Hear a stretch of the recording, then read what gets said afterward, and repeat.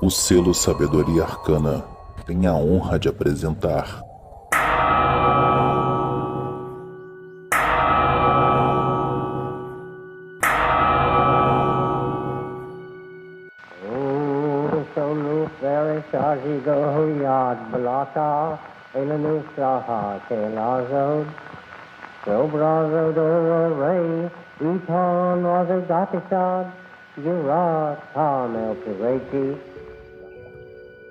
Olá, corações cingidos pela serpente.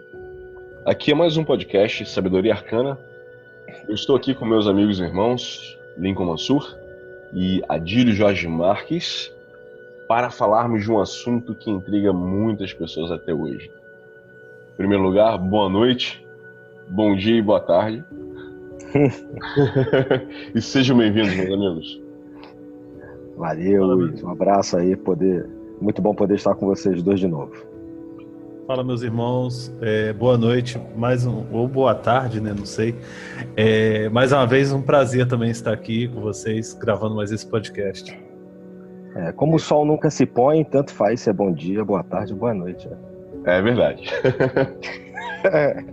Bem, hoje a gente vai entrar no assunto das capirotagens, né?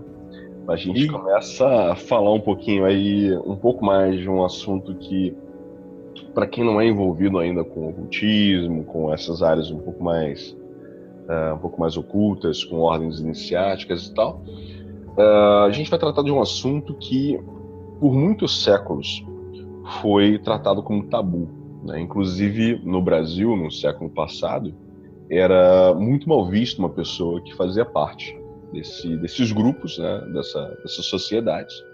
E até hoje, as pessoas que ainda fazem parte têm a pecha de serem excomungadas pela Igreja Católica. Eu realmente confesso que eu não sei se isso é uma coisa ruim ou se é uma coisa boa, né?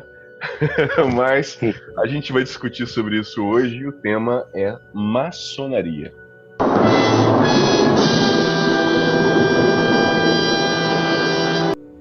E eu acho que, para a gente começar, uma das coisas que é interessante a gente levantar nessa discussão são os conceitos básicos que existem dentro da maçonaria e o que a gente pode conceituar como maçonaria, né? O que é a maçonaria? Quais são os ideais que são cultivados por essa ordem que já existe há alguns séculos? Eu digo séculos historicamente datados, né? Eu não estou falando séculos dizendo que surgiu com Adão, né? Ou realmente foi o pessoal que construiu o Templo de Salomão, né? Mas historicamente a gente pode dizer que a maçonaria existe há alguns séculos, né? E eu gostaria que vocês conceituassem para mim quais são os principais ideais promulgados, né? E cultivados durante as reuniões, os encontros e também no processo iniciático que existe na maçonaria. Vou passar a palavra aí pro meu amigo e irmão Adílio Jorge Marques. Luiz, fala. Esse é um tema que dá pano pra manga, né? Ainda mais nos dias de hoje, quando a gente percebe aí que a Terra voltou a ser plana.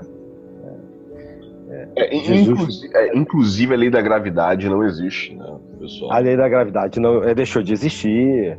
Sim. Jesus aparece no pé de goiaba. Quer dizer, agora tá nessa vibe, né? Falar de maçonaria é quase, sei lá o que, é quase um tabu, né? Bom, mas assim, eu acho que os conceitos básicos dessa instituição que no ano passado festejou 300 anos de modernidade, né? Como você falou bem, né? A questão histórica, bem pontuada, a gente conhece bem,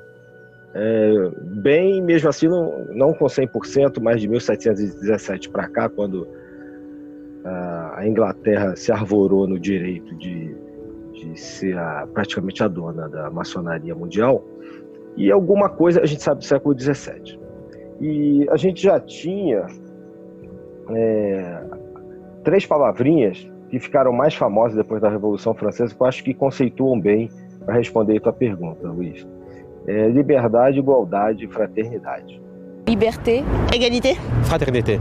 E, na verdade, é o que a gente vê, inclusive, nos adesivos de carro, assim, como as palavras básicas que definiriam, na minha modesta opinião, essa instituição. A liberdade de pensamento, de ação, assim, não só dos povos. Você vê que a maçonaria está envolvida com vários eventos históricos importantes da humanidade: a Revolução Norte-Americana, a Revolução Francesa, a independência do Brasil, libertação dos países das Américas, etc. A igualdade entre os povos, né, e a fraternidade. Não necessariamente a igualdade de direitos, mas a igualdade entre os povos e a fraternidade entre todos os homens. Basicamente, eu acho que essas 3 palavras definiriam um pouco aquilo que eu acho que a maçonaria hoje é mais do que já foi nesses séculos que eu mencionei, que eu acho que hoje a maçonaria é mais uma escola de moral do que uma escola de, realmente, conceitos que extrapolem, por exemplo, a política, ou o ensino e etc. Inclusive, antes do nosso irmão Lincoln comentar alguma coisa, eu gostaria de lembrar de uma imagem icônica que a gente viu nas redes sociais na última semana, que foram os manifestantes nessas convulsões sociais que têm ocorrido na França, da utilização de um símbolo muito interessante, né, da época que a maçonaria, inclusive, participou da Revolução Francesa e tal, que foi a guilhotina, né, apresentada lá ainda em Paris para relembrar os políticos, né, da necessidade de obedecer ao povo, não de se tornar o líder ou os reis, né, que colocam o seu jugo sobre o povo. Eu acho que essa questão que você coloca como liberdade, igualdade e fraternidade nos traz justamente essa ideia, né, da igualdade entre todos os homens, da liberdade que deve ser respeitada de todas as pessoas, né, e da fraternidade que deve existir na humanidade. A maçonaria sempre propugnou pela liberdade dos povos, né? Se você pega essa questão histórica, o Lincoln pode mencionar isso aí também, para não ficar só falando aqui, mas esses fatos históricos que os maçons gostam sempre de trazer à tona, né, trazer à baila, importantes, a própria República no Brasil, etc. A maçonaria estava do lado, a libertação dos escravos estava sempre do lado de causas nobres e de causas que levavam a liberdade de pensamento, a liberdade dos povos. Bom, é uma coisa para a gente discutir mais para o final do programa, se isso continua valendo, né? O caso da maçonaria, né, enquanto especulativa, ela surge exatamente nessa convulsão social que se dá, ainda naquele fim de monarquia absolutistas, né, no qual eles viram nessa organização que era então secreta uma forma de discutir ideais e coisas que, se discutido abertamente, poderia dar problema, né? Inclusive, esses ideais de liberdade, igualdade, fraternidade não eram socialmente bem vistos. Ainda mais numa sociedade altamente dividida e estamentada, né? Onde nós tínhamos nobreza, clero e o povão, em 3 estamentos muito bem seccionados, onde pular de um estamento para outro era muito difícil.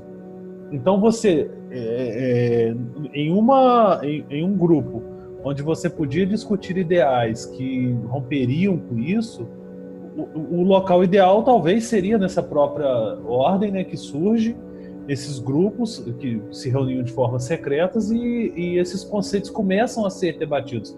Claro que não era o foco principal da maçonaria em si, mas foi um local propício para discutir essas coisas, porque a maçonaria, na verdade, ela surge, a gente pode traçar, o pessoal da maçonaria geralmente puxa até Adão, até a formação da construção do Templo de Salomão, a criação das grandes pirâmides e tudo mais.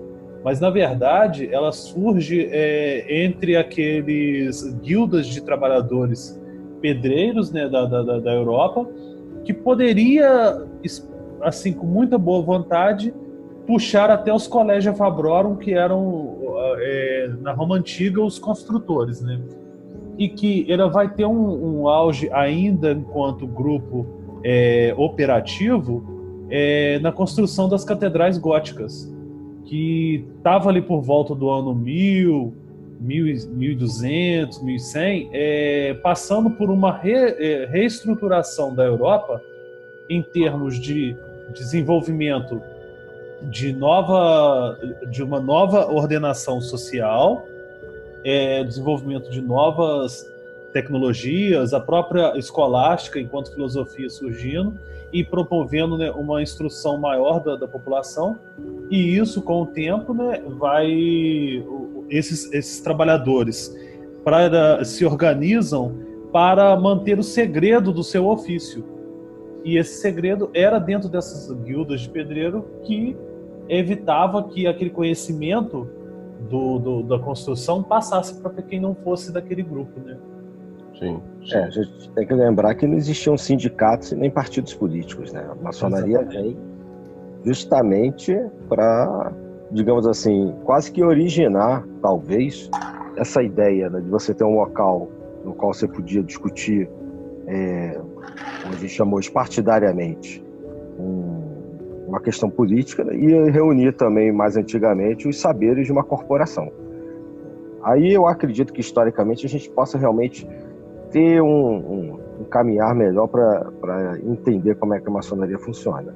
Eu, basicamente, acho muito complicado, em termos historiográficos, você ultrapassar a Idade Média, por exemplo, sabe?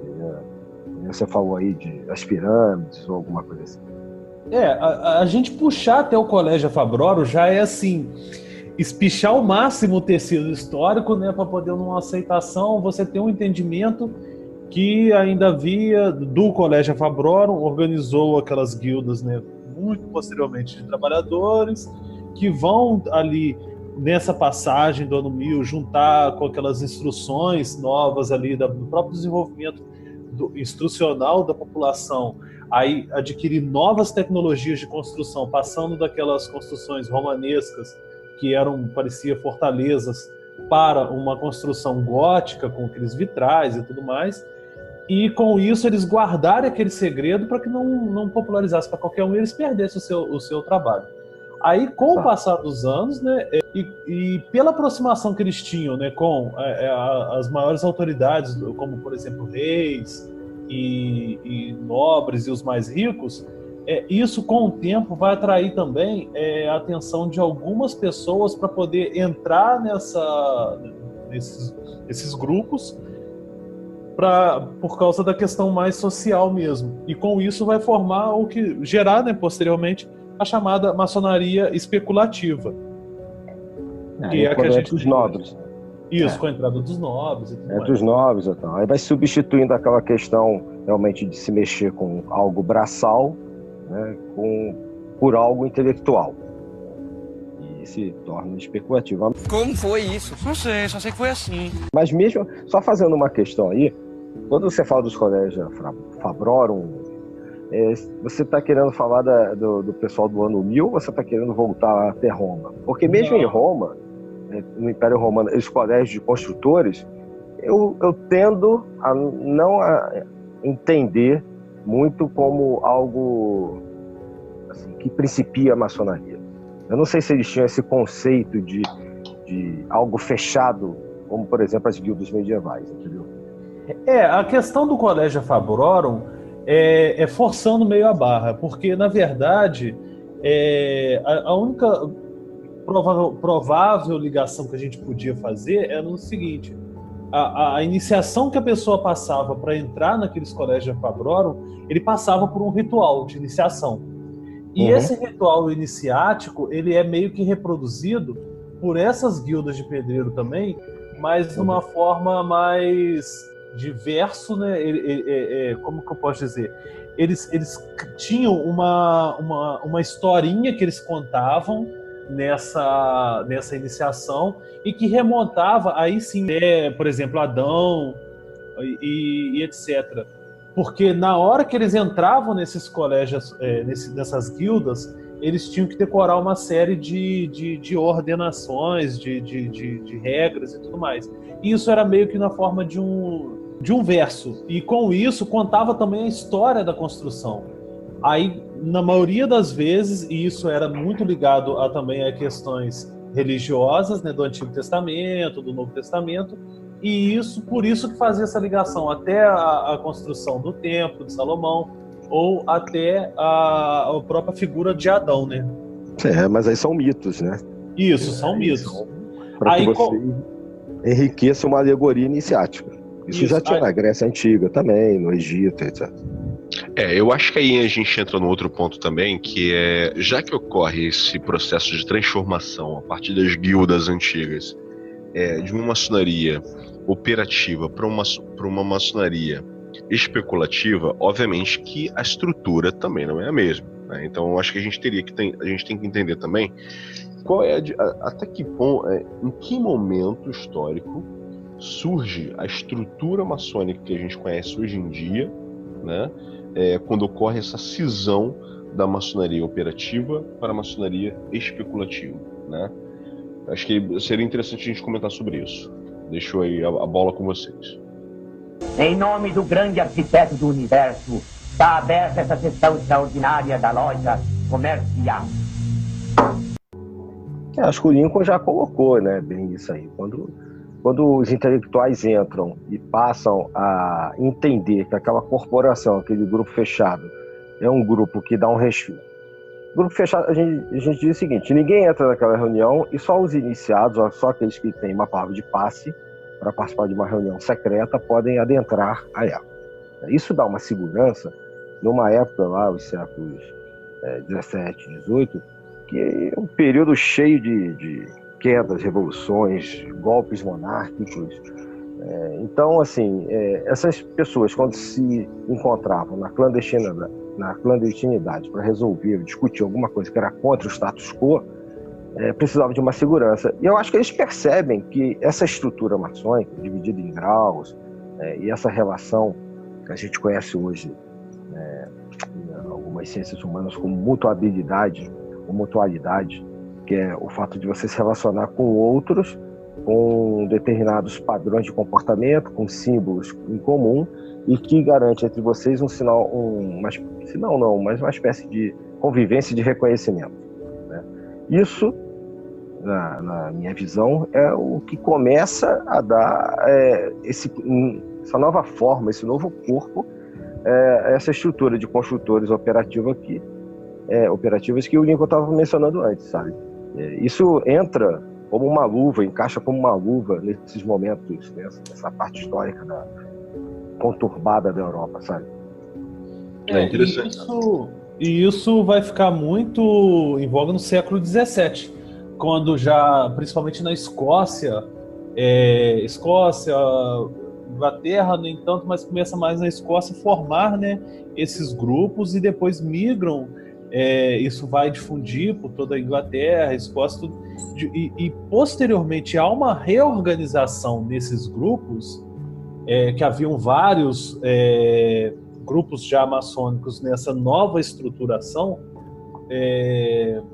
já com pessoas que não eram mais operativos em toda a região da Inglaterra, Escócia, aí na Inglaterra em 1717 que ocorre mesmo uma formalização do que seria a chamada Grande Loja de Londres. Não que quer dizer que ela seja a única detentora disso tudo, mas é uma que se organizou e começou a cair no gosto popular, né, e levar o quesito assim, de que somos nós que damos a legitimidade das maçonarias. Não é necessariamente o que ocorreu, né? Acho que a Inglaterra aproveita, ela entende bem o momento do século XVIII, não só essa questão intelectual da Europa, né? A gente depois vai chamar de século das luzes, iluminismo e tal, mas essa questão de se tornar um país central na Europa, que vai culminar numa espécie de imperialismo, essa galera percebe bem, né? Faz uma leitura legal no sentido assim, legal para eles, né?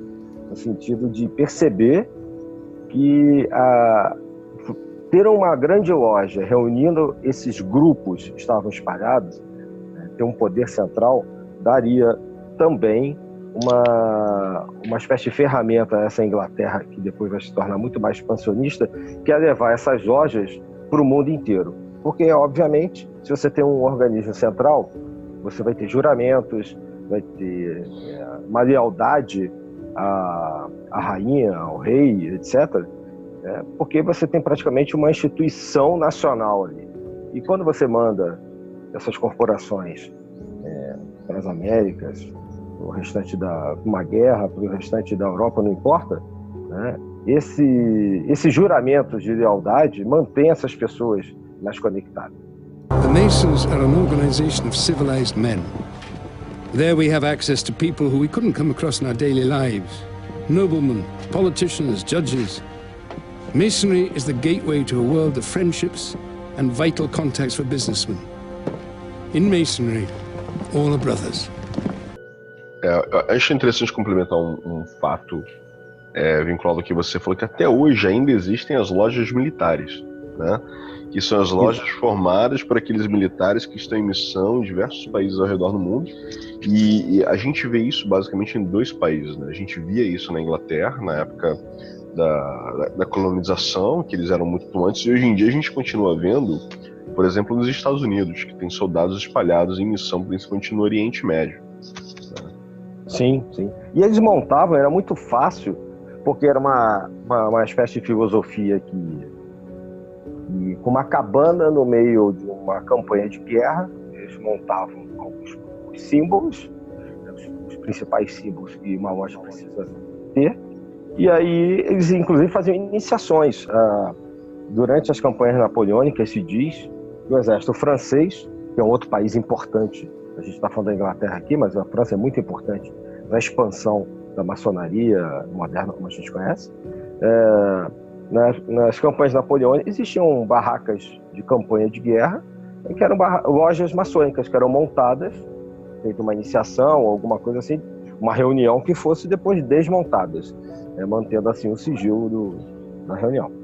Aconteceu isso, inclusive, durante a Segunda Guerra Mundial, nos campos de concentração. Eles faziam reuniões regulares dentro do campo de concentração e, inclusive, vários sacerdotes, padres e judeus que estavam no campo de concentração garantiam meio que um local. Eles tinham um local do barracão que eles iam fazer a reunião.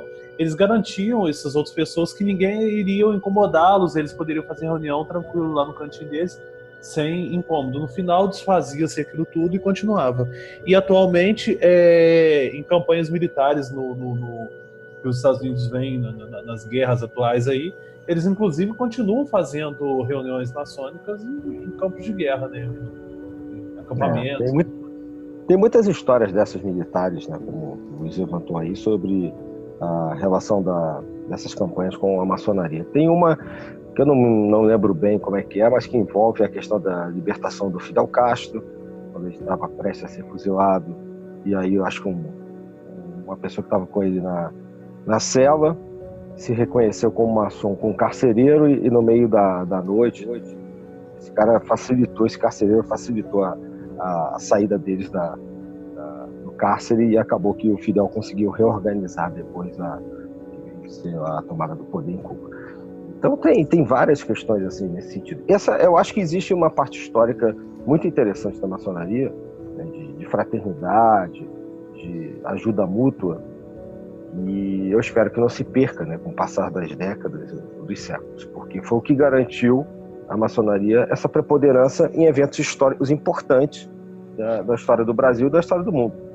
Existem alguns fatos, como você mesmo comentou agora, existem alguns fatos bem interessantes que eu sei que muitas pessoas não estão cientes de alguns desses fatos, pelo menos, que são, por exemplo, na Segunda Guerra Mundial, né? Foca-se muito nos judeus, né, que foram para o campo de concentração.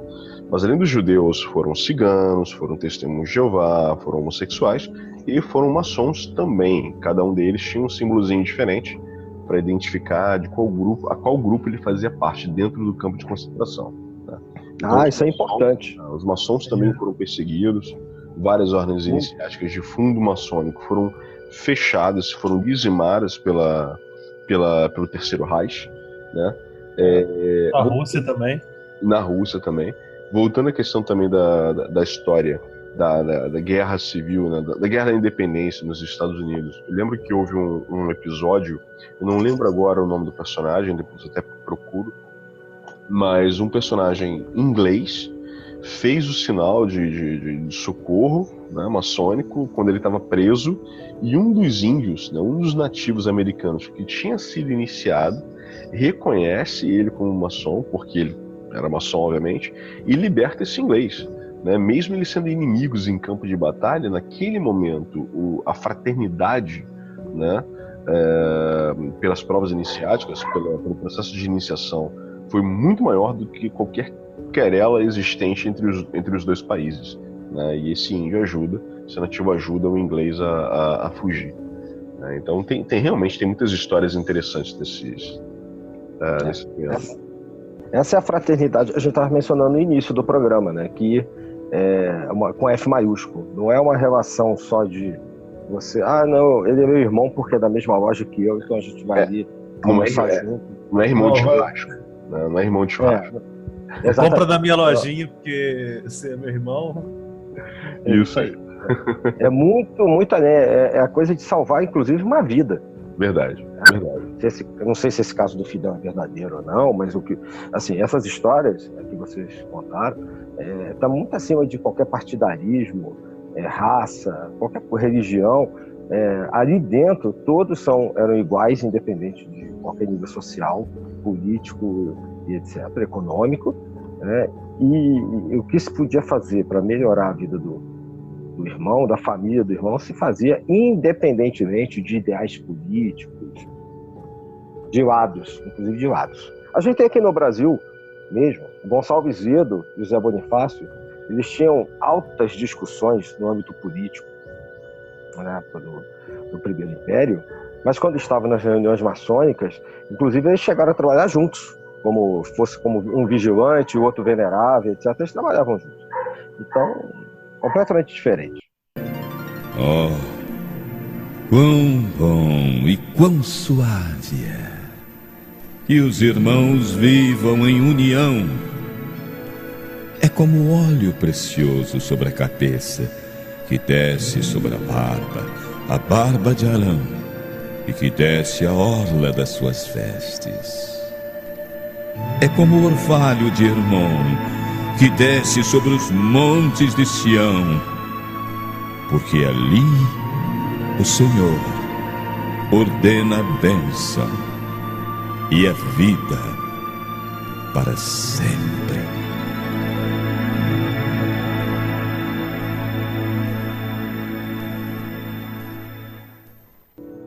É bem interessante.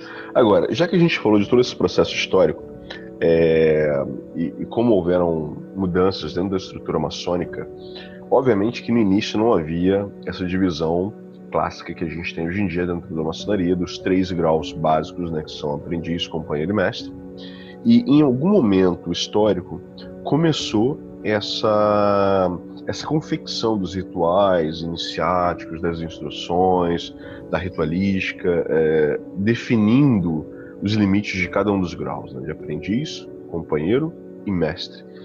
E eu gostaria que vocês elaborassem um pouco mais sobre isso, sendo que eu vou colocar só um fato histórico aqui, que uma das pessoas que eu sei que estiveram envolvidas no processo de criação da ritualística desses graus, né, e da divisão desses graus, foi um maçom bem conhecido, né, um inglês chamado Elias Ashmole. E esse foi um dos caras responsáveis ali pela confecção dos rituais que a gente conhece hoje em dia, né? Sendo que foi um cara que teve vários outros desenvolvimentos. Um dos temas que a gente vai falar no próximo podcast, só para poder dar um spoiler, será a magia enoquiana, e ele foi um dos caras que pegou ali os diários do John Dee e do Edward Kelly e estudou e trabalhou e tal, e ao mesmo tempo trabalhava ali também na estruturação da maçonaria inglesa, naquele momento ali dos séculos 17, se eu não me engano, né? 16 ou 17. Eu gostaria que vocês dessem uma continuidade na elaboração desse processo histórico de quando surge a estrutura que a gente tem atual dentro da maçonaria, dessa divisão de 3 graus, né? E posteriormente obviamente, dos outros graus, né, que são chamados graus superiores, que aí sim variam de rito para rito. A gente também vai entrar nesse aspecto das diferenças entre os diversos ritos maçônicos que existem ao redor do mundo, né? Por favor. Na maçonaria operativa, não havia a estrutura de 3 graus, eram 2 graus. Eram o aprendiz, que é a pessoa que está aprendendo o ofício ainda, e o mestre, no caso não era mestre, né, eram todos considerados companheiros, porque era o cara que já aprendeu o ofício, já passou pelas iniciações, então ele já tem o domínio da técnica. E havia uma figura que era o mestre da obra, que seria hoje considerado o que a gente chama de venerável, né, na loja. E essa estrutura de 3 graus, né, como você bem colocou, ela é posterior até mesmo por reflexos de questões religiosas, trindade e tudo mais, até mesmo da estruturação dos números, toda aquela visão mística que tinha por trás disso, né? E posteriormente vão incluir outros graus que seriam chamados esses graus da maçonaria, os graus superiores, para poder complementar a iniciação do início mesmo, né? Como se fossem instruções superiores e continuações das instruções dos 3 graus primeiros aí. O Lincoln falou, né? Só tinha um mestre, que era o mestre de ofício da loja. Com essa questão do pessoal da filosofia, né? Os intelectuais passarem a fazer parte, eles entrarem também nessa instituição que dava a eles esse respaldo, além do presidente da seção, com o tempo, isso começou, ao longo do século XVIII, a ser estruturado como um outro grau. E aí o venerável mestre, que não era mais apenas o mestre presidente da seção, passou a ser como se fosse um terceiro grau implícito, um quarto grau fictício, vamos dizer assim, daquilo que a gente chama de maçonaria simbólica, né? A maçonaria básica, que são os 3 graus universais, que vocês mencionaram, e que inspiraram dezenas de ordens. Várias ordens começam no século XVIII, XIX a surgir, o próprio martinismo, algumas ordens rosacrucianas, nessa estrutura hierárquica de graus de conhecimento. E assim, basicamente, até hoje, inclusive. E no início do século XIX se estabelece nos Estados Unidos, acho que em 1801, essa questão dos 33 graus do rito escocês antigo aceito, que já era naquela época, um dos mais divulgados, populares em língua inglesa, e que acabaram, por questões políticas e geopolíticas ligadas aos Estados Unidos, à Inglaterra, a espalhar pelo mundo como um dos ritos mais populares. Agora, a França tem uma característica um pouco diferente, né? Isso é um ponto até interessante de você comentar do rito mais praticado, que é o rito escocês antigo aceito, que a gente atribui aos americanos, aos Estados Unidos, que na verdade ele surge na França, né? Ele sai da França, eu acho que com 24, 25 graus, vai para os Estados Unidos, tem mais outros graus incorporados a ele, e depois volta para a França para ser vendido como um produto americano. Na verdade, o francês comprando o produto francês mutado, transformado ali pelo americano, né? E hoje nem é mais o rito mais praticado do mundo. Na verdade, o maior país maçônico do mundo é os Estados Unidos, né? Se não me engano, mais de 3 milhões de maçons, e lá se pratica basicamente o York americano, né? Então, o rito escocês antigo aceito é muito difundido, eu acho que no Brasil, e não é. O rito escocês antigo aceito realmente não é, apesar de ter pego características históricas de intelectuais americanos, não é realmente de origem americana, francesa. Interessante. Realmente, nos Estados Unidos, basicamente o que você vê, ou são lojas do York americano, ou são lojas do rito escocês antigo aceito. E aqui na Holanda, por exemplo, só tem acho que 3 lojas que não são moderno. Aqui é tudo são rito moderno, né? Como aqui está próximo da França, por exemplo, a influência deles é basicamente francesa. Na Bélgica, a mesma coisa. Você vai na Bélgica, você até tem outros ritos, além do moderno, como o rito ritificado, que lá também é muito comum, né? Mas aqui na Holanda, basicamente, das trocentas lojas que eu procurei, tem lojas aqui de 300 anos, por exemplo, de existência, 98% são rito moderno, basicamente. Até porque, obviamente, aí a gente vai entrar no outro assunto que é interessante, que aqui na Holanda, 48% da população é formada por ateus, né? E isso é uma característica muito interessante do rito moderno, né? Falando aí dos diferentes ritos, que não é um rito que envolve uma divindade ou uma crença numa divindade como a gente vê em outros ritos, né? Enquanto que a gente tem, por exemplo, o rito escocês retificado, que é um rito que envolve muito do cristianismo, né? Da mensagem do Novo Testamento, realmente. Enquanto que a gente vê que o Antigo Aceito fala do Antigo Testamento e o York americano fala da construção, destruição e reconstrução do Templo de Salomão. Foca muito nesse aspecto. Inclusive, posteriormente, fala da parte dos Cavaleiros Templários, da descoberta do Templo de Salomão e tal, das cruzadas. Né?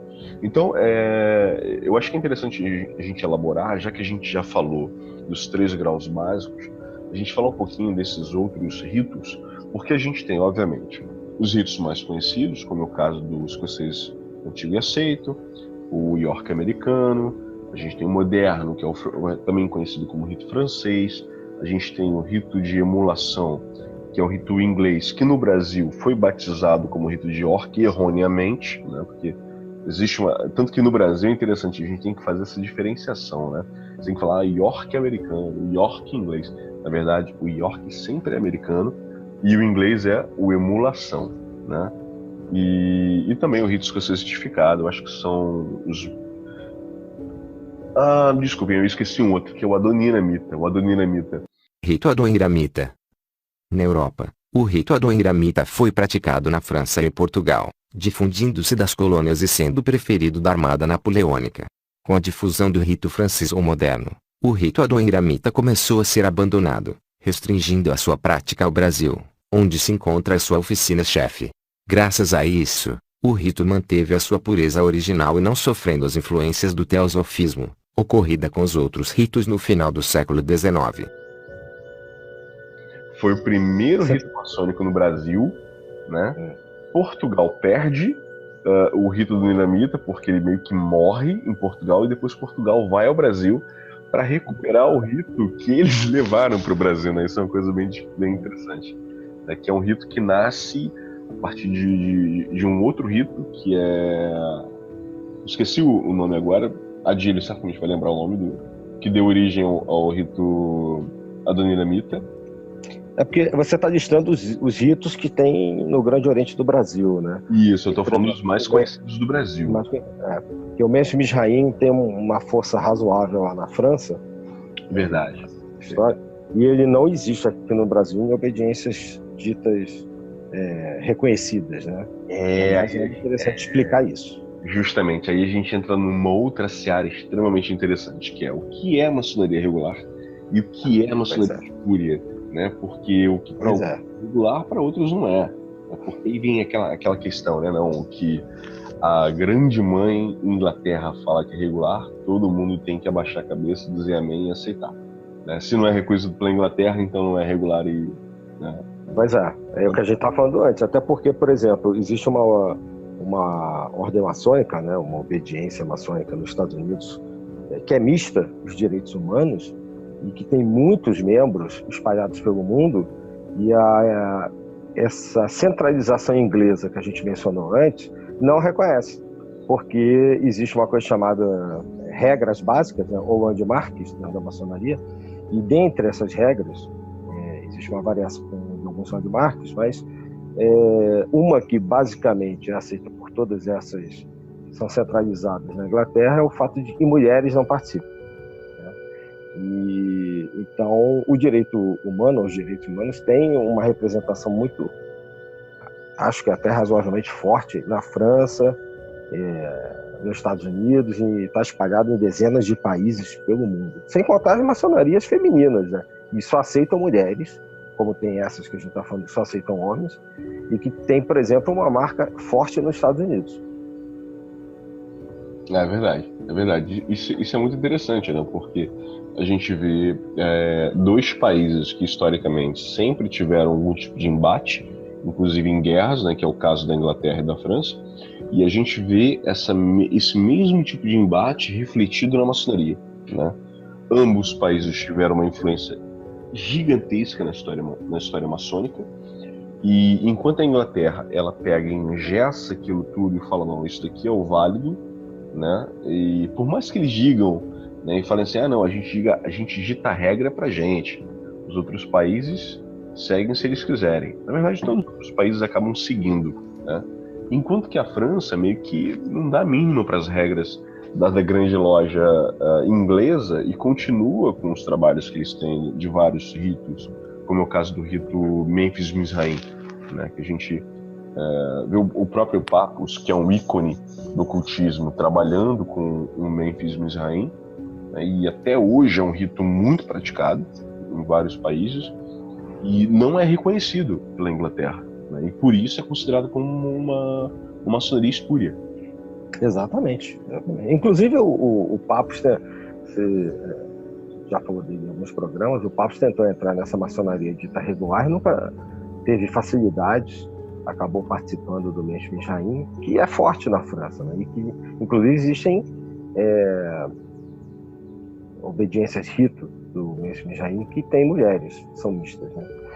E isso é uma coisa interessante, que na verdade a coisa é tão complicada politicamente que alguns desses ritos que você mencionou não poderiam estar todos sob o mesmo guarda-chuva, uma mesma obediência, uma grande loja, um grande oriente, né, que são os nomes que a gente dá. Por exemplo, o Memphis Mizraim e o rito de consciência retificado, eles são estruturas para serem independentes, porque eles têm configurações internas aí nos seus graus, inclusive configurações próximas a uma questão mágica ou ocultista, que acaba sendo colocada de lado porque tem que se amoldar politicamente a uma estrutura universal, né? Tem que ficar todo mundo igualzinho, como se fosse, né, uniforme militar, é uma estrutura universal determinada pela Inglaterra desde 1717. Então, isso complica. Até essa estruturação de 3 graus, quem impõe isso é a Inglaterra. A Inglaterra se achava, né, na época dona do mundo, agora quem acha é os Estados Unidos. E tinha essa situação de impor, tem que ter 3 graus e tudo. Igual o rito escocês retificado, que é um rito estruturado para ter 4 graus iniciais. Exato. Lasca-se tudo porque a Inglaterra impõe 3 graus. Aí o funcionamento bonitinho da coisa vai todo por água abaixo por causa de imposições ideológicas que se acham necessariamente no direito de impor aquilo para tudo, padronizar tudo. Aí até a questão, aí se a gente for entrar nessa seara, até a questão das cores, simbologia e do número de graus também, Lincoln. Número de graus 33. O Adoniramita não tinha 33 graus, acabou se amoldando mais ou menos, se não me engano, foi em 73 aqui no Brasil, se não me falha a memória agora, a passar de 12 ou 13 graus para 33 para poder ter equivalência com o rito escocês antigo e aceito, que, assim como acontece com a Inglaterra, acabou dominando o cenário maçônico brasileiro, enquanto o rito. Sim. Aí o que acontece? Em vez da gente ter uma pluralidade, algo que era mais rico, plural, não, a gente padroniza aquilo tudo e vira tudo uma coisa só. Aí, qual a diferença de fazer um rito do outro? No final das contas, acaba sendo o mínimo. O grande barato da maçonaria ter vários ritos é justamente porque, ao se espalhar por várias culturas diferentes, ela se amolda, ela consegue englobar, né, apadrinhar pessoas com cabeças diferentes, com culturas diferentes. Você tem o rito sueco, o rito brasileiro, o rito lusitano, o rito dito francês, né? O rito dito inglês.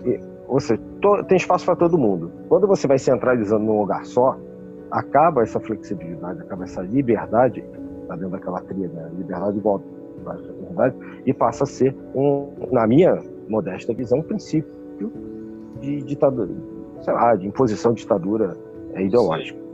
Até mesmo que o irmão Luiz falou do rito moderno ser um rito que é mais ateísta. Pô, se uma pessoa tem uma tendência a não acreditar numa divindade e tudo mais, ser mais voltado para outras questões, não tem por que ele seguir um rito que vai fazer toda aquela estrutura cantando a historinha lá do Antigo Testamento, disso, daquilo outro, tudo mais, porque para ele não vai fazer muito sentido.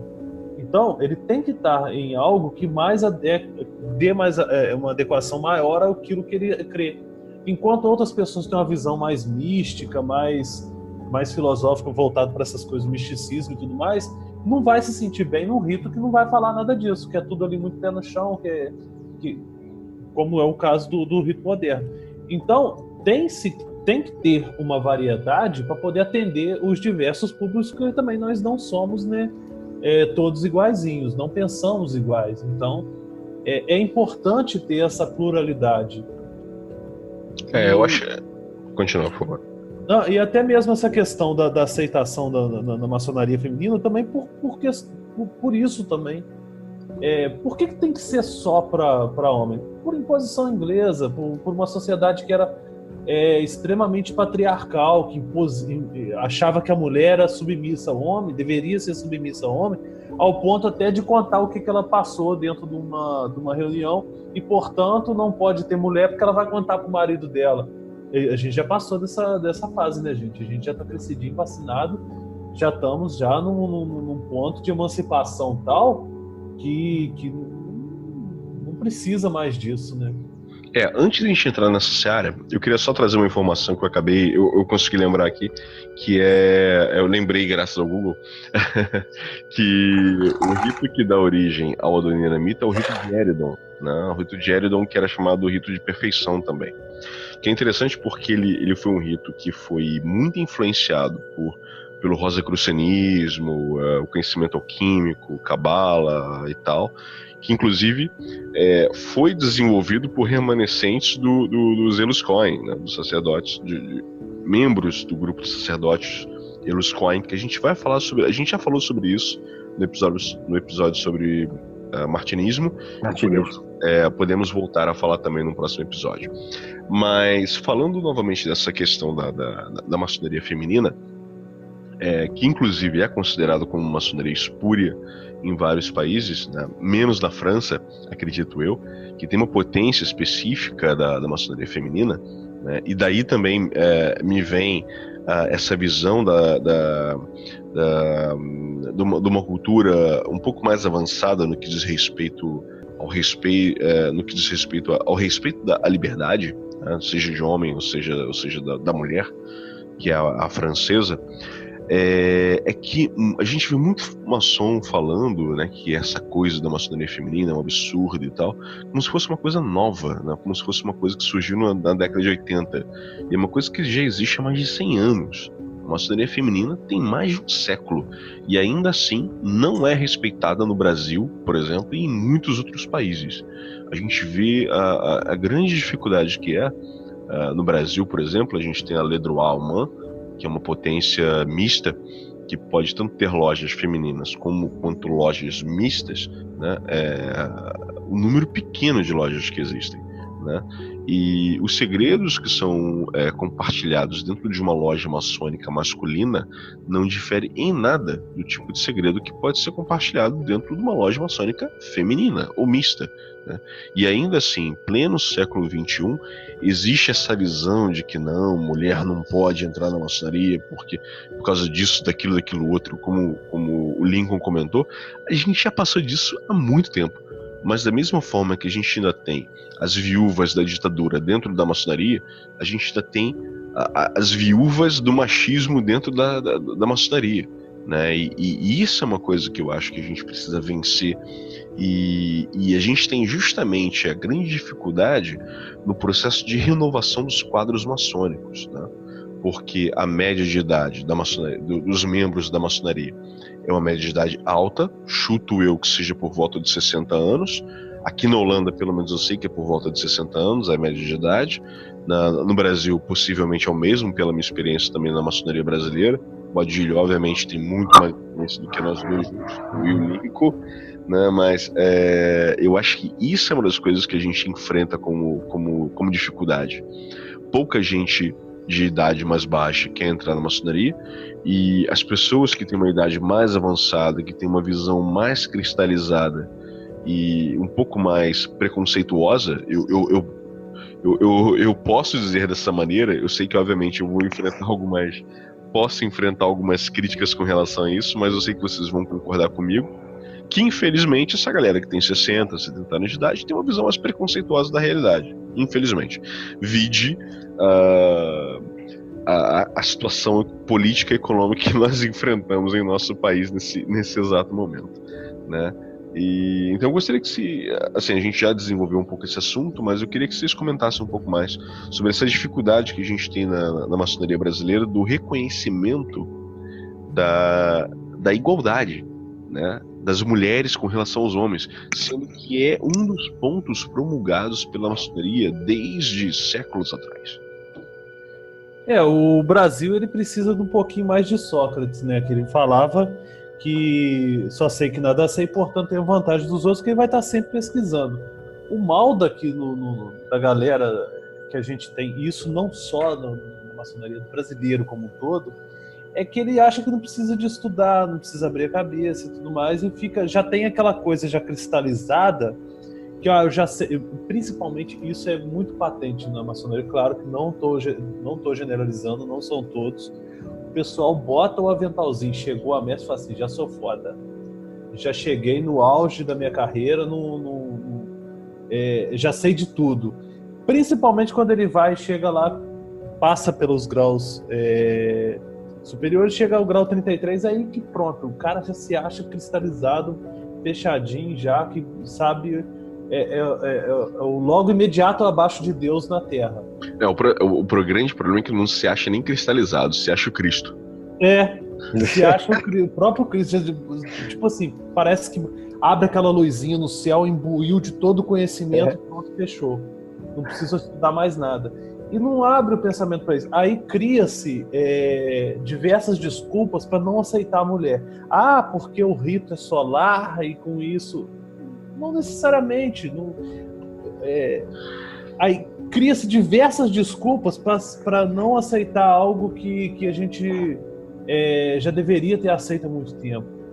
Então, permanecem lá conservadores naquele pensamento fechado e tudo. E quando que a maçonaria era para ser a vanguarda da coisa, do pensamento, como era no passado, onde se discutia conceitos de ciência que até então não poderiam ser discutidos abertamente, conhecimentos científicos, a própria Academia de Ciências de Londres deveu-se muito à maçonaria pelas discussões científicas que eram feitas lá dentro e tudo mais. E hoje não tem tanto isso. Por quê? Porque o pessoal já se acha já cristalizado naquela coisa e não abre o pensamento para outros tipos de pensamento. Aí a gente fica com a galera cada vez mais conservadora aí dentro da ordem, né? Infelizmente. Eu acho que a maçonaria ela precisa reencontrar o norte. Ela foi a grande inteligência por detrás de uma revolução cultural, política, ao longo do mundo, por todo mundo, ao longo da história. E a partir do momento que as coisas abriram, democratizaram, talvez a maçonaria precise encontrar esse seu lugar no mundo do século XXI, no qual você não tem mais o segredo como base das coisas, né? Até se diz que a maçonaria não é secreta, é discreta, o que tem até um certo sentido. E ela poderia hoje retomar, ao meu ver, uma coisa que ela fez durante muito tempo, inclusive aqui no Brasil, no século XIX, que era fazer aquilo que o Estado, na época, não fazia. Ou seja, se precisava libertar escravos e havia escravidão, a maçonaria assim fazia. Se precisava montar escolas para os pobres, aqueles que não fossem filhos da nobreza, da elite, a maçonaria assim fazia. Se precisava apoiar as causas da liberdade contra a opressão, as ditaduras, etc., a maçonaria assim fazia. A partir do momento que talvez algumas dessas coisas tenham se diluído no mundo, de uma pós-modernidade, uma coisa assim, você não sabe direito, às vezes, como é que as coisas são catalogadas, classificadas, etc., talvez a maçonaria precisasse entender isso e se adaptar a essa nova era, né? Esse novo éon. Porque se assim não fizer, eu não sei, talvez acabe acontecendo isso que vocês estão falando, né? O mundo vai andando, a gente precisa interagir com as minorias, com o diferente, com o que pensa de outra maneira, e infelizmente às vezes isso é confundido em algumas organizações, dentre elas a maçonaria, como, bom, o diferente, como eu falo de liberdade, de igualdade, de fraternidade, todos têm que ser iguais. Não, nunca foi isso, nem todos tinham que pensar de forma igual. A história da independência do Brasil e a participação da maçonaria nessa história, nesse evento, mostra bem isso. Vários maçons espalhados dentro, os mais moderados, os mais monarquistas, aqueles que queriam realmente a independência, os que não queriam. Tinham vários irmãos e se respeitavam, mas com opiniões distintas. Infelizmente, às vezes me dá a impressão que se transformar a ordem num partido político, esse partido acaba agindo em detrimento de uma ponderação melhor do que seria realmente o melhor para todos, né? E não o que algumas pessoas que estão à frente da organização pensam para elas que é o melhor para todos. Hoje você vê isso na própria pessoa quando vai entrar na maçonaria. Por que uma pessoa entra na maçonaria hoje? Não entra porque... Claro, segredo a gente já passou do ponto de achar segredo da maçonaria, porque você acha em banco de jornal, no próprio Netflix, em tudo tá tudo escranchado aí. O segredo é mais interno de cada um. Mas por que a pessoa hoje entra na maçonaria? Não é por causa de busca de conhecimento, não é na busca do próprio aprimoramento humano no sentido de roubar aquela coisa prometeica de roubar o fogo de Deus. Mas entra porque vai participar de um clubinho que te dá status social. A maior parte hoje as pessoas entram por questões sociais. Status social, que é maneiro você botar uma roupinha lá diferente, tudo, fazer reunião, comer um churrasco no final e ir embora para casa se achando muito maneiro porque participa de um grupo mais exclusivo. Então, perdeu-se essa coisa de entrar por buscar conhecimento, por buscar uma coisa que vai te dar um engrandecimento pessoal. É isso que precisa voltar, principalmente na maçonaria hoje, né? É bater nesse ponto. Pelo menos a meu ver, né? Eu acho que tem um ponto aí interessante que eu vou pegar como gancho, que foi o que você falou, Lincoln, sobre a questão de ser um rito solar, né? De uma das desculpas que os maçons utilizam para não permitirem mulheres nos seus rituais, né? Dizem que a maçonaria é um rito solar e tal. Mas se a gente for perguntar para a maior parte desses maçons, eles não vão conseguir nem elaborar o que é um rito solar realmente, né? Quais são as origens e o que é o conceito de um rito solar. E também a fala do Adílio, eu acho que é muito importante com relação a essa necessidade da adaptação aos novos tempos, ao novo éon e tal, e elaborar uma ideia do que seria realmente a principal missão da maçonaria, não só nos dias de hoje, como antigamente também.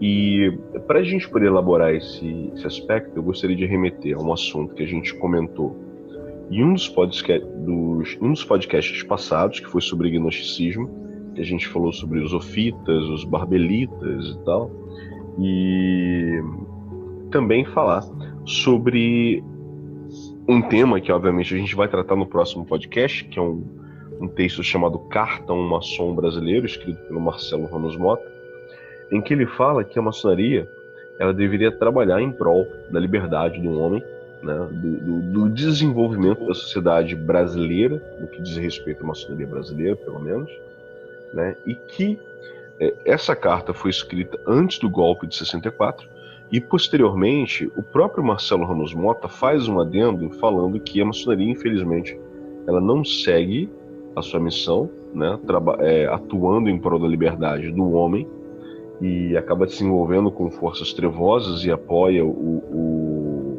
golpe de 64, as palavras do próprio Marcelo Ramos Mota. E falando então em termos de uma tradição luciferiana, que é uma visão cosmológica de uma busca prometeica do fogo dos deuses, né, do fogo divino, trazendo a iluminação para o ser humano, sendo que a maçonaria teria, né, essa missão de promulgar a liberdade do ser humano através do esclarecimento desse homem e dessa mulher, né, que também deveria promulgar o esclarecimento da mulher, né, da humanidade em geral. E então a gente poderia dizer que a maçonaria, ela tem uma missão, ela tem uma origem luciferiana, que seria basicamente a não utilização de qualquer intermediário para alcançar esse esclarecimento ou essa iluminação, que é basicamente a visão gnóstica. Então a gente pode dizer que é uma ordem de origem gnóstica, né? Uma ordem com ideais gnósticos, né? E o que a gente consegue ver hoje em dia de real atuação da maçonaria de acordo com esses conceitos originais da sua própria missão, né? Então eu gostaria que vocês elaborassem um pouco sobre essa visão da maçonaria como uma ordem luciferiana e o que ela realmente tem feito para promulgar, né, para executar a sua missão original, sendo que eu só gostaria de frisar aqui, quando eu coloco de origem ou uma ordem com ideais luciferianos, não é aquela coisa do inimigo de Deus ou de algo do tipo. Não, são os conceitos que a gente tem dos gnósticos, barbelitas e ofitas. Ok? Eu gostaria que vocês elaborassem um pouco mais aí essas tergiversações que eu acabei de colocar. Eis aí as três grandes luzes: a Bíblia, o esquadro e o compasso.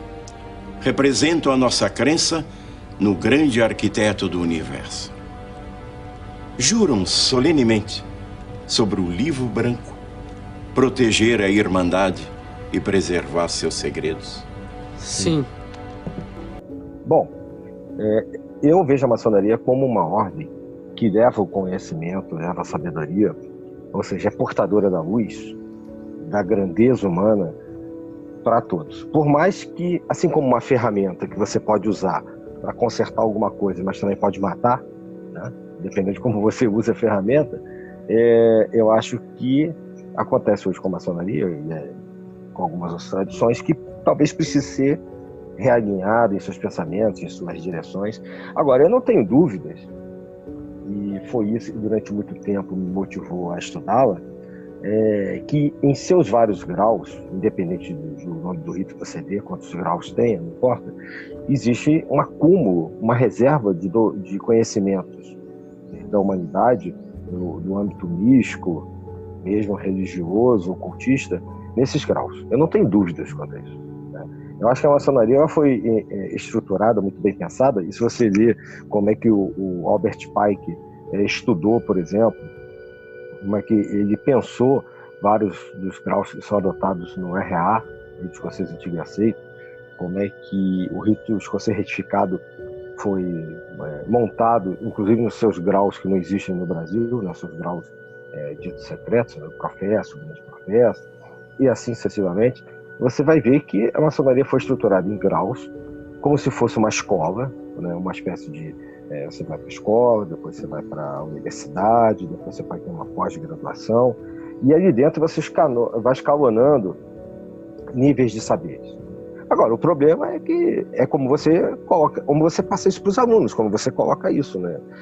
Da mesma maneira que você pode fazer assim, apagou, passou, todo mundo vai passando, vai pagando sem se preocupar em reter nenhum conhecimento, ou então se você vai realmente colocar isso como uma estrutura de saber.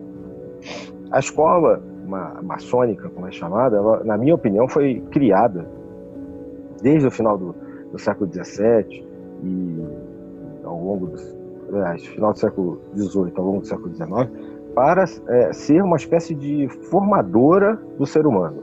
Independente de ser homem, mulher, ou ser experiências místicas, mas a ideia que estava por trás é de levar um conhecimento, já que as escolas não eram acessíveis para todos. A gente está falando de uma Europa lá do século XVIII, onde a maior parte era analfabeta, com exceção de uma faixazinha ali da elite intelectual, seja da Alemanha, fosse da França, fosse da Inglaterra, fosse de onde fosse, né? Então, essa elite tinha acesso a livros, a um conhecimento. A maçonaria, de uma certa maneira, democratizou isso. A gente pega, por exemplo, a formação do Grande Oriente do Brasil no ano da independência, em 1822, você vê aí as 3 lojas que fundam originalmente o Grande Oriente do Brasil, como as formações são as mais distintas, né? De militares, comerciantes, intelectuais, como José Bonifácio, e etc. Então, assim, se a maçonaria, ao meu ver, ela recuperasse essa forma de ver o mundo, eu acho que ela voltaria a cumprir o seu papel de ser portadora da luz para aqueles que estão dentro dela e para os que estão fora, como sempre aconteceu. Agora, isso demanda um realinhamento de posições e eu acho que a maçonaria, só para finalizar a minha ideia, ela é um pouco vítima de um mal que padece aqui no nosso país. Eu vou me ater ao Brasil, porque a gente está aqui, né? Não vou nem dizer desinformação, eu acho que falta um aprofundamento na cultura e na educação do povo brasileiro. Algo que sempre foi negligenciado por vários governantes. Educação. Saúde e educação, mas eu vou me ater à educação, né? E o Luiz mencionou uma época aí, nos anos 60, em que o Marcelo Mota, através de um texto, antes e depois do golpe de 64, de uma certa maneira a gente percebe claramente como é que a falta de cultura, a falta de educação se reflete inclusive dentro da estrutura maçônica. Então é como se fosse o cachorro correndo atrás do próprio rabo, sabe?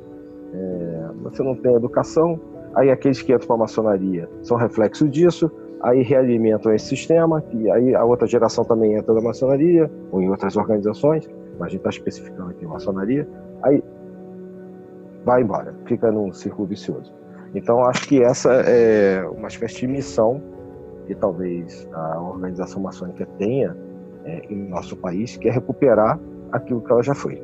E só para fechar, na verdade tem uma coisa interessante, como a maçonaria criou criou e mantinha do seu próprio bolso dezenas de escolas no Brasil ao longo do século XIX até o início do século XX, para poder suprir, como eu já disse antes, o que o Estado não fazia. Ou seja, existia dentro da ordem uma preocupação, e já era o Grande Oriente do Brasil que estava por trás, porque isso era publicado nos boletins do Grande Oriente do Brasil, uma preocupação em dar educação ao povo.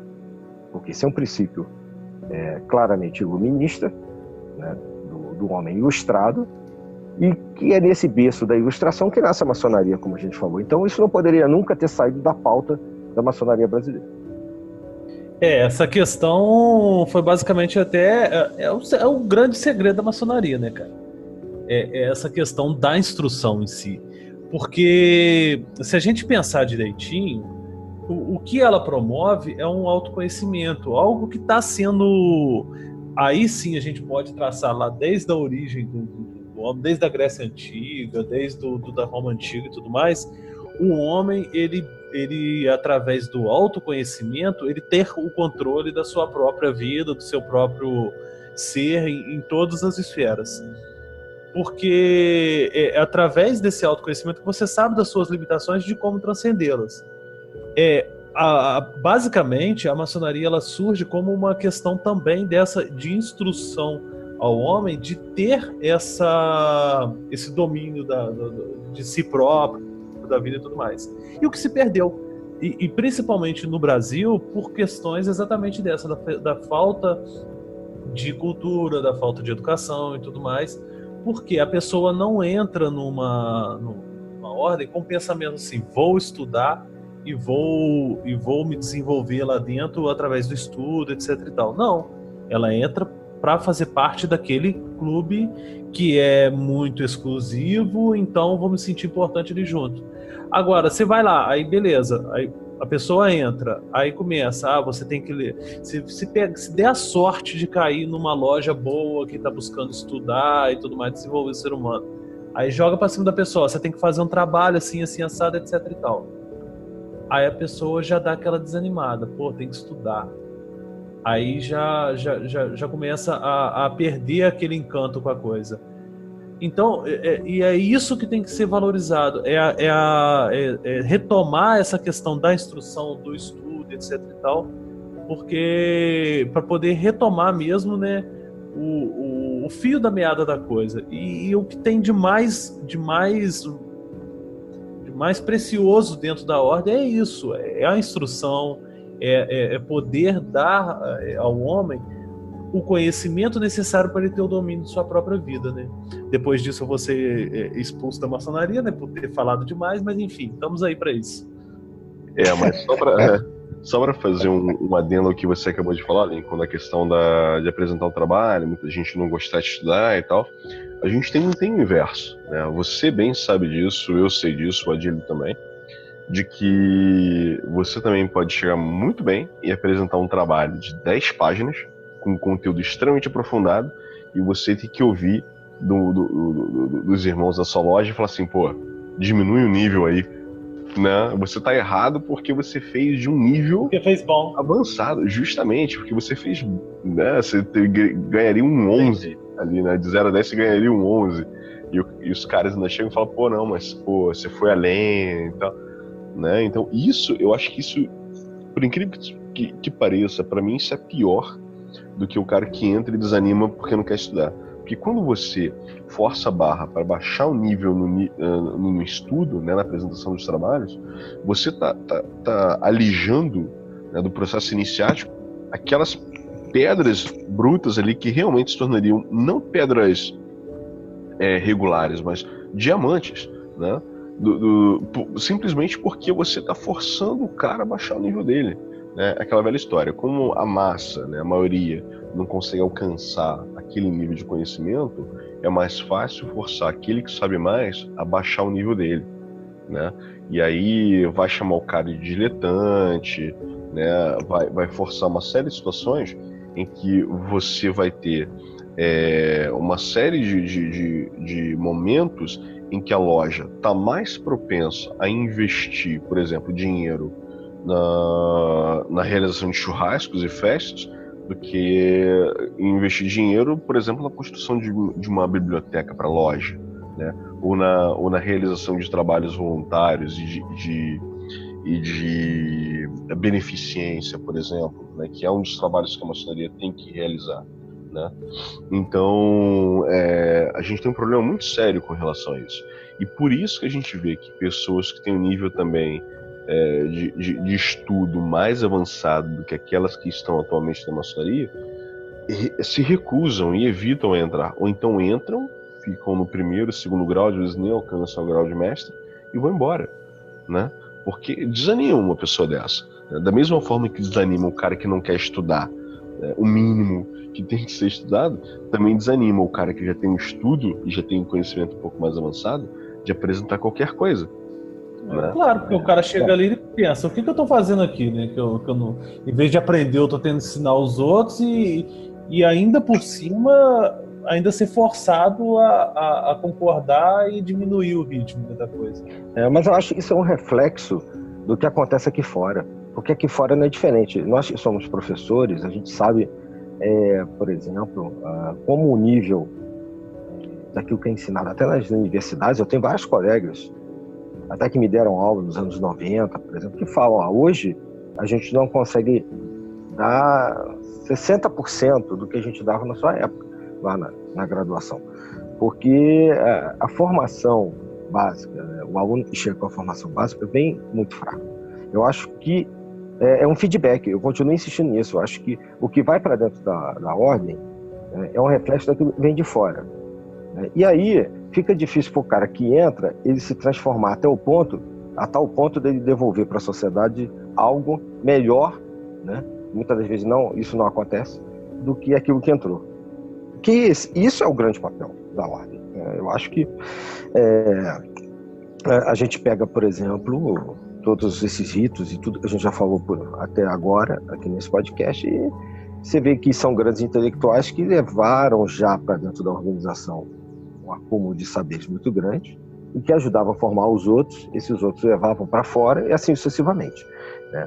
A gente tem, só para a gente não deixar de abordar aqui no programa, as filhas de Jó e a Ordem dos Demolês, só para a gente não esquecer, que são para jovens, né? As filhas de Jó para as meninas, e o Luiz sabe falar melhor dos Demolês, para as meninas, a Ordem Demolês, que é uma ideia, uma coisa mais nova que surge na historicidade maçônica, no sentido de dar aos filhos dos maçons, aos jovens, uma oportunidade não só de entender todas as lendas, um pouco dessa pedagogia que está por trás dessas ordens iniciáticas, em geral, em especial a maçonaria, mas também de levar para a sociedade, desde de tenra idade, deixar para a sociedade homens e mulheres melhores. Independente de se depois o cara vai entrar ou não, né, seja para o Grande Oriente ou para as grandes ordens, não importa, ou a menina para uma maçonaria mista ou feminina, mas isso já surge, ao meu ver, em grande parte por essa deficiência, que a maçonaria dita regular, né, ou a mais comum, já não conseguia mais suprir em termos de formação cultural, mística, apenas com a frequência das reuniões. Eu gostaria, inclusive, de traçar um paralelo, antes de entrar no aspecto das ordens paramaçônicas, né, a ordem das filhas de Jó e dos Demolês, como Demolei que eu sou, sênior Demolei, né, hoje em dia, já que com 39 anos na cara não sou mais Demolei. Mas a gente vê, por exemplo, aqui na Holanda, né? Aqui na Holanda, eu estava conversando com um irmão outro dia, ele estava comentando comigo que aqui eles quase não fazem rituais, né? Normalmente eles fazem 6, 8 rituais por ano, no máximo. E, em compensação, eles têm encontros semanais, mas esses encontros são para apresentação de trabalhos, para desenvolvimento, né, do conhecimento deles, né? Enquanto que a gente vê no Brasil que é justamente o oposto. A maçonaria está muito mais preocupada em fazer a ritualística, simplesmente por fazer realmente, porque se a gente ainda for parar para pensar, uma parte dos maçons não sabe nem o significado do processo ritualístico que ocorre ali dentro do templo. E a gente ainda traçando um paralelo, a gente vê, por exemplo, na maçonaria na Austrália, na Inglaterra, nos Estados Unidos, que o pessoal ainda faz jicó, né? Ok, vamos entender um pouco o contexto, né?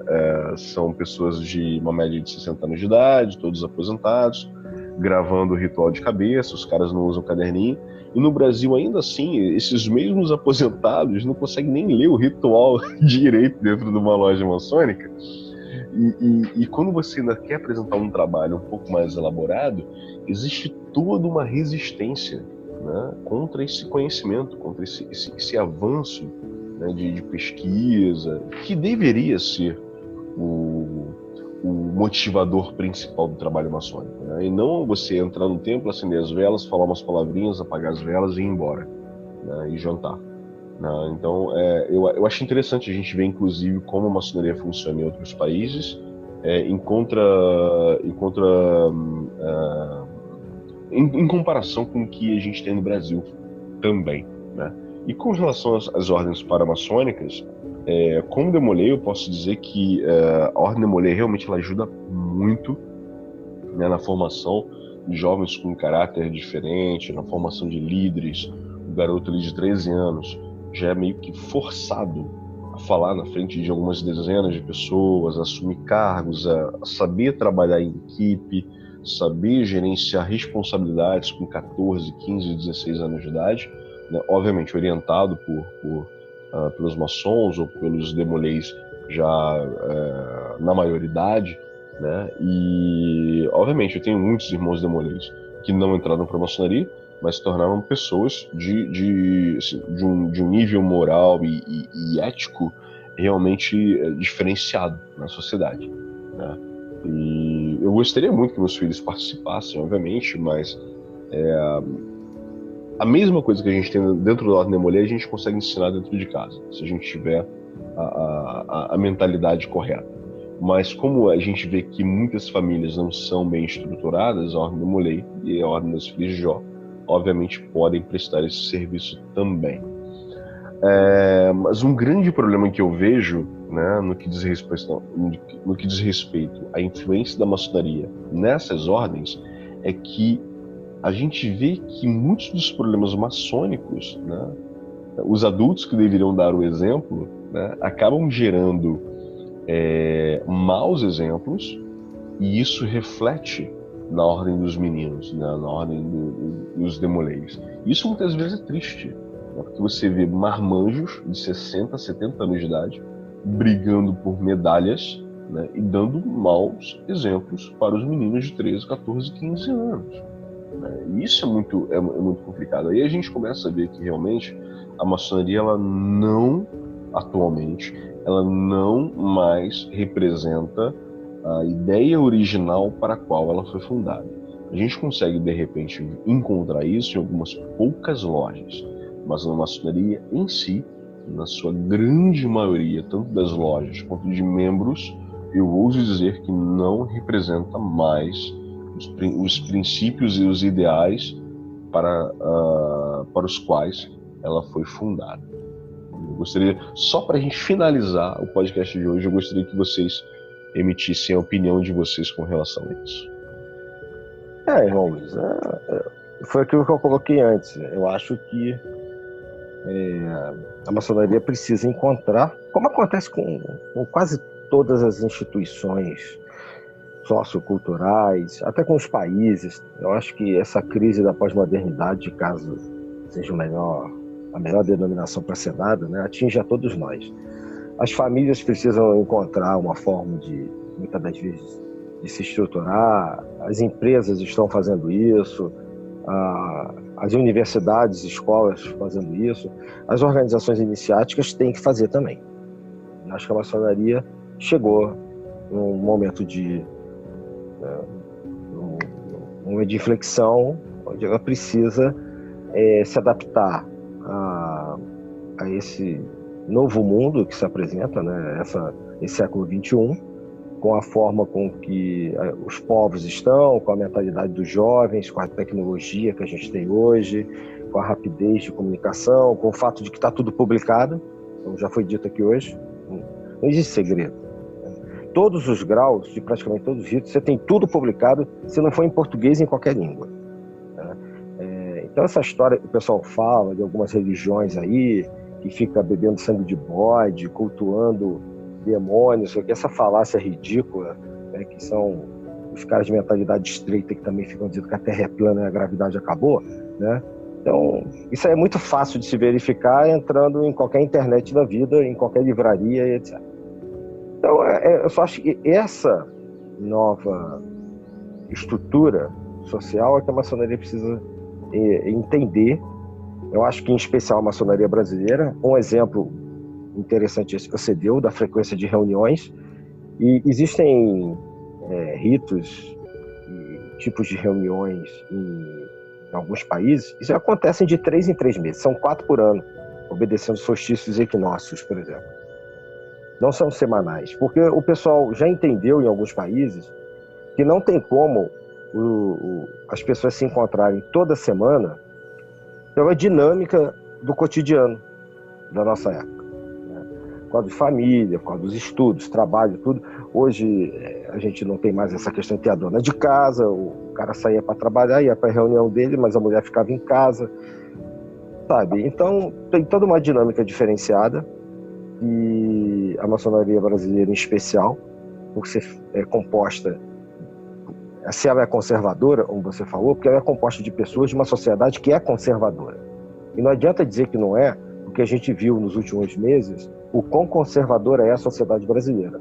O quanto a sociedade brasileira é racista, é misógina, é preconceituosa, né, em todos os sentidos.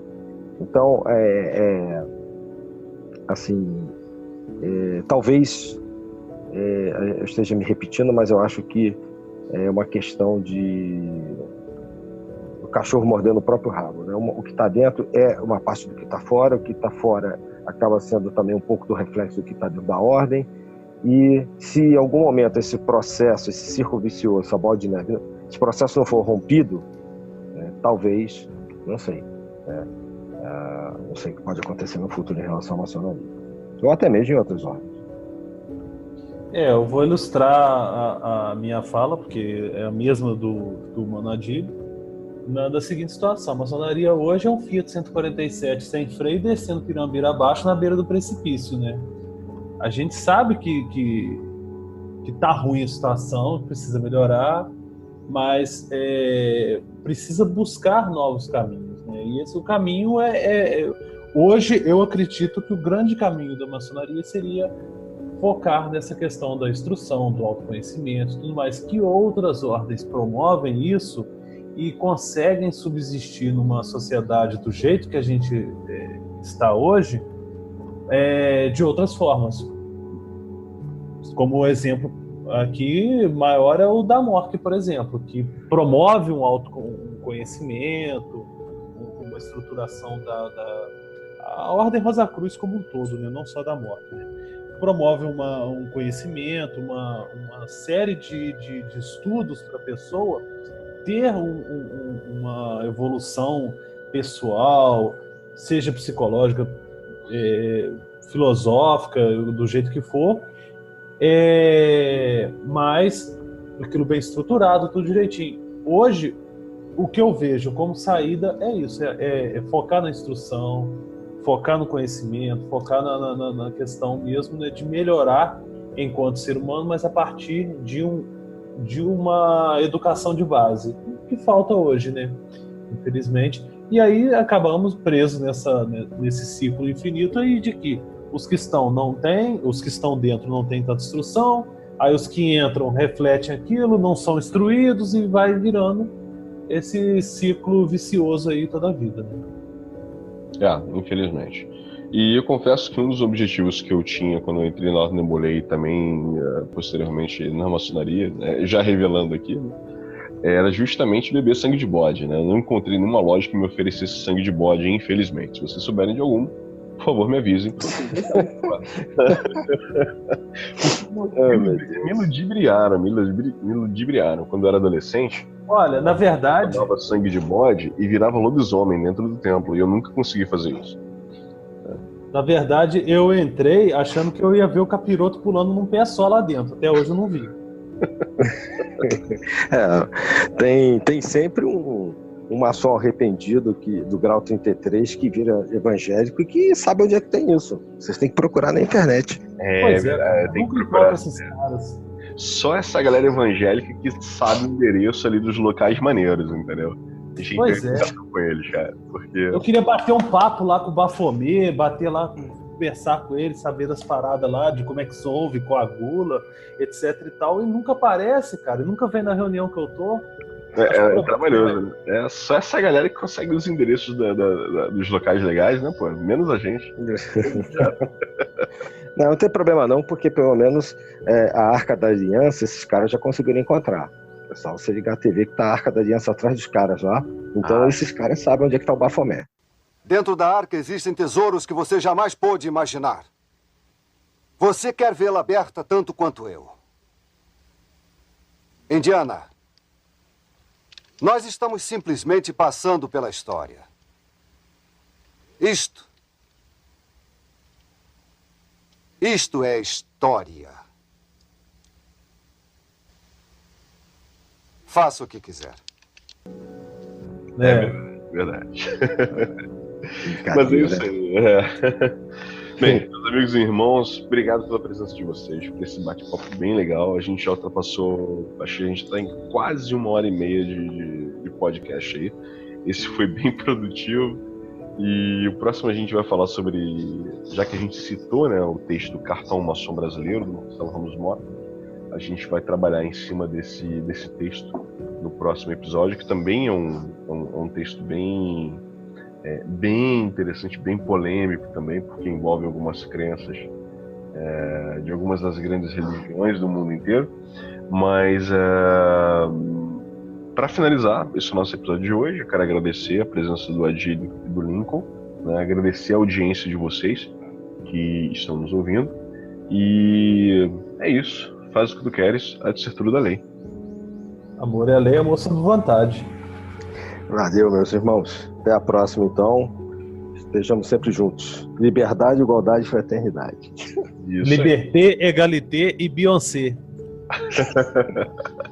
Forte abraço a todos. Valeu, um abraço. Tchau. Abraço. Valeu.